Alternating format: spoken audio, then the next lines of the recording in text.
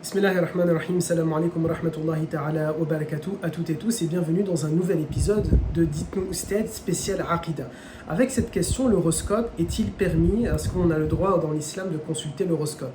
Alors tout d'abord que l'on parle, cette vidéo parle de l'horoscope, des devins, d'aller voir des voyants ou que sais-je encore, des marabouts, appelons-le comme on le souhaite, comme l'on veut, c'est-à-dire tout simplement le concept d'essayer de chercher à comprendre notre avenir.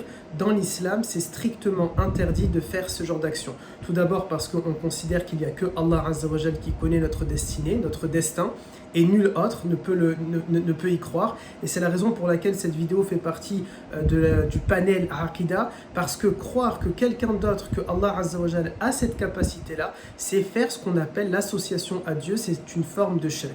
Donc il faut faire très attention à ça. De manière consensuelle, c'est strictement interdit de consulter ce genre d'éléments. Deuxièmement, il faut savoir que ces devins, ces marabouts, ces voyants ou encore l'horoscope sont basés sur des statistiques. C'est tout simplement des mathématiques. On sait qu'à peu près tant de pourcents des gens qui viennent consulter ont des problèmes avec leur couple, ont des problèmes dans leur couple, et du coup, à ce moment-là, qu'est-ce qui va se passer? C'est que ce devin-là, ce marabout-là ou ce voyant-là, entre guillemets bien sûr, eh bien il va directement vous raconter, vous dire « Ah ok, je sais que tu as un souci dans ton couple » et donc la personne se sent tout de suite écoutée et elle a l'impression qu'il s'agit de quelqu'un de compétent. En réalité, ce sont des maths, des statistiques qui sont derrière. Troisièmement, il faut être clair sur le sujet, les savants nous le disent, les hadiths sont clairs là aussi à l'intérieur. Croire dans ce genre de choses peut mener à l'exclusion de l'islam. Croire ce genre de choses peut nous emmener en dehors de l'islam. Alors il faut faire bien sûr bien attention. On n'a pas recours au takfirisme, on ne va pas dire de quelqu'un « Ok, tu n'es pas un musulman parce que tu as consulté l'horoscope », mais il faut prendre cette réalité-là pour vous-même. C'est-à-dire que moi, à titre personnel, si je vais consulter l'horoscope, je dois avoir conscience que ce que je risque là, c'est que Allah Azza wa Jal ne me considère plus comme faisant partie de la communauté musulmane. Maintenant, si je vois quelqu'un consulter l'horoscope, je n'ai pas le droit d'avoir recours bien sûr au takfirisme, je n'ai pas à lui dire « Tu es sorti de l'islam », mais de lui-même, il doit prendre conscience qu'il est en train de le risquer sans que j'ai forcément besoin de lui dire cela ou de lui rappeler cela ou de le taxer ou de le catégoriser comme n'étant pas un musulman. Maintenant, il reste des gens qui vont vous dire « Je consulte l'horoscope » ou « Je suis allé voir un voyant, un devin, mais sans y croire ».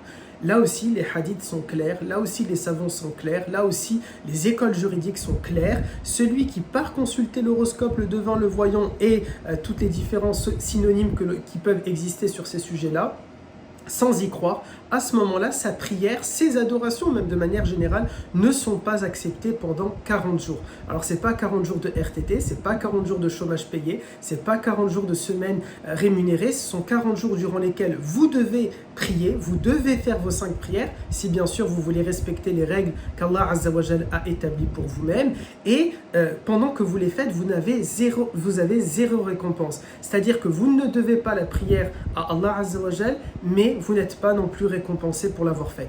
Alors que celui qui est parti donc consulter ce devin ou l'horoscope sans y croire et il se dit bon ben c'est bon, du coup pendant 40 jours c'est repos complet, ce sont des vacances, je n'ai pas besoin de prier puisqu'elles ne sont pas acceptées. Là non seulement il n'avait pas de récompense, mais il devra rattraper ces 40 jours de prière. Là encore bien sûr c'est pour les individus, pour les unes et les uns qui veulent respecter les règles d'Allah Azza wa Jal. De nombreux hadiths, le but de ces vidéos c'est d'être assez courte, de nombreux hadiths existent sur ces sujets là. C'est par exemple le numéro 3041 de Sahih al-Taghrib, mais il en existe également de nombreux dans Sahih al-Bukhari ou bien encore dans Sahih Muslim. C'est à vous de vous renseigner et d'aller chercher. Attention, il n'y a pas de devin, il n'y a pas de voyant. Seul Allah Azza wa Jal connaît notre destinée. Seul Allah Azza wa Jal sait ce qu'il adviendra. Seul Allah Azza wa Jal sait ce que nous aurons décidé ou pas de réaliser. D'ici le prochain rendez-vous, prenez soin de vous. Barakallahu fikum et salam alaikum wa rahmatullahi wa barakatuh.